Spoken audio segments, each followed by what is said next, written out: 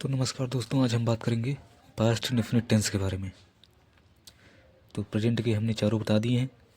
अब पास्ट के चार टेंस देखेंगे, जिसमें से नंबर 1 पर होता है पास्ट इंडेफिनिट टेंस। ओके, इसके हम लोग देखेंगे पहचान। पहचान क्या होती है? वाक्यों के अंत में जो है आपको ता था, ती थी, ते थे और आ ई ए की ध्वनि आपको देखने को मिलेगी। तो इससे आप लोग पहचान लेना कि टेंस पास्ट इंडेफिनिट का है।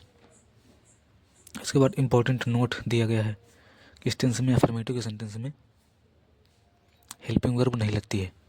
ये बात बहुत ही ज़रूरी है। बहुत से लोग गलत कर देते हैं इसको, क्योंकि उनको पता नहीं होता है कि इसमें हेल्पिंग वर्ब लगेगी या नहीं, अफर्मेटिव में ख़ास तौर से। उसके बाद वर्ब की सेकंड फॉर्म लगती है ना। तो ये देखते हैं रूल। अफर्मेटिव का सब्जेक्ट लिखेंगे, उसके बाद V2 लिखेंगे। इसमें हेल्पिंग वर्ब नहीं लगती है, जो कि यहाँ पर लिखा गया है। इसको आप लोग पढ़ लीजिए अच्छे से, नहीं तो आप लोग गलत कर दोगे।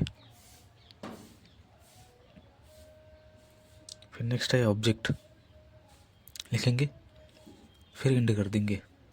नेगेटिव में देखिए, सबसे पहले इसी से बनाएंगे हम लोग। नेगेटिव में सब्जेक्ट हो जाएगा, फिर इसके बाद यहाँ पर मेन वेरी इंपॉर्टेंट है कि यहाँ पर लगेगा हेल्पिंग वर्ब भी लगेगी और वर्ब की फॉर्म भी चेंज होगी।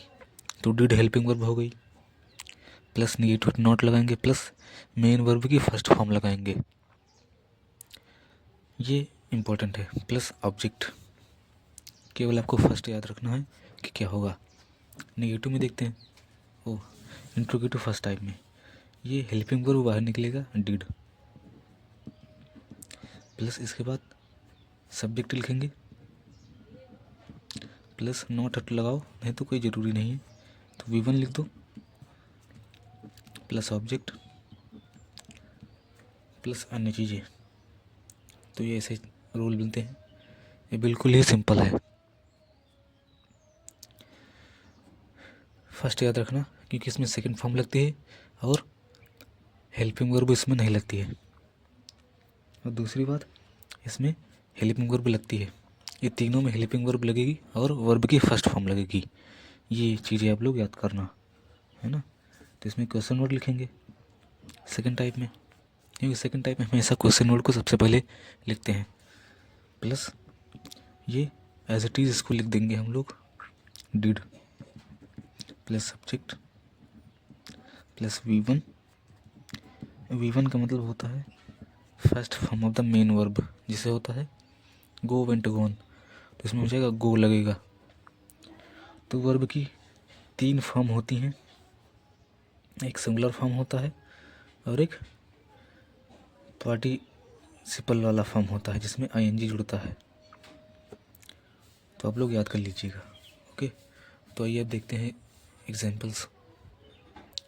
तो ये कुछ एग्जाम्पल्स देखते हैं। जैसे वह आया, तो इसको करने के लिए हम रूल अप्लाई करेंगे। तो ये अफर्मेटिव का है, ये भी अफर्मेटिव का है। तो इसमें हो जाएगा आगे साउंड आ रही है, इसमें भी आगे साउंड आ रही है, तो इसका मतलब है ये पास्ट इंडेफिनिट है। तो यहाँ पर लिखेंगे ही। अब आया यानी कि आना के लिए हम लिखते हैं कम। कम की सेकंड फॉर्म हम लगाएंगे यहाँ पर, तो कम हो जाएगा। सेकंड फॉर्म हो जाएगी केम, तो ही केम। बस इतना ही करना है। ऑब्जेक्ट है नहीं तो इसको लिखने की ज़रूरत नहीं है। तो रवि स्कूल गया, तो इसमें ऑब्जेक्ट है स्कूल। रवि स्कूल गया, तो रवि लिखेंगे। जाना के लिए होता है गो, और इसकी सेकंड फॉर्म वेंट और थर्ड फॉर्म गॉन होती है। तो यहाँ पर सेकंड फॉर्म लगेगा वेंट। रवि वेंट कहाँ गया है? स्कूल। तो रवि वेंट टू स्कूल। तो इस तरीके से करते हैं, तो बिल्कुल ही इजी इंग्लिश होती है। तो कुछ करना नहीं होता है, बस आपको रूल्स आने चाहिए। 12 रूल्स, इसी पर अंग्रेजी पूरी टिकी हुई है, पूरी इंग्लिश इसी पर टिकी है। अगर आप आसानी से सीखना चाहते हो इंग्लिश, तो स्क्रीन पर नंबर आ रहा होगा, उसको आप लोग व्हाट्सएप कर सकते हैं। कोई भी प्रॉब्लम हो पूछ सकते हो आप लोग। ओके,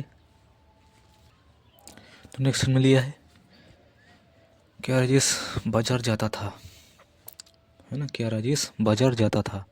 तो इसमें देखेंगे क्या सबसे पहले इसका मतलब इंट्रोगेटिव फर्स्ट टाइप है, इंट्रोगेटिव फर्स्ट टाइप है, और इसमें वही रूल लगेगा। तो रूल आप लोगों को याद ही होगा।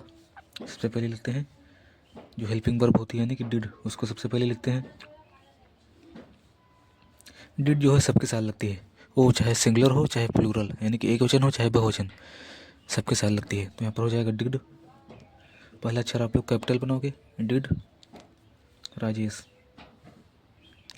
नाम है तो आप कैपिटल बना सकते हो, डिड राजेश जाता था, है ना। तो फर्स्ट फॉर्म लगेगी, क्योंकि अफर्मेटिव को छोड़ के तीनों में नेगेटिव, इंट्रोगेटिव फर्स्ट टाइप और सेकंड टाइप में फर्स्ट फॉर्म लगती है, और अफर्मेटिव में सेकंड टाइप। तो याद रखना, डिड राजेश गो टू, बाजार के लिए मार्केट हो जाएगा, बस इस तरीके से did Rajesh go to market, है ना। तो एक उदाहरण देते हैं आप लोगों को, करके देखिए।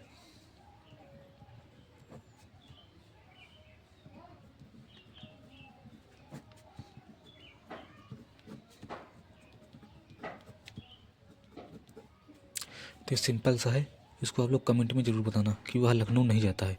इसका ट्रांसलेट करिए आप लोग। ओके, ट्रांसलेट आप लोग करिए इसका। तो कोई भी दिक्कत हो तो आप लोग पूछ सकते हैं कमेंट में। अगर जहाँ पर समझ में नहीं आता है तो वहाँ पर वीडियो को पॉज करके देख लीजिए। Okay, thanks.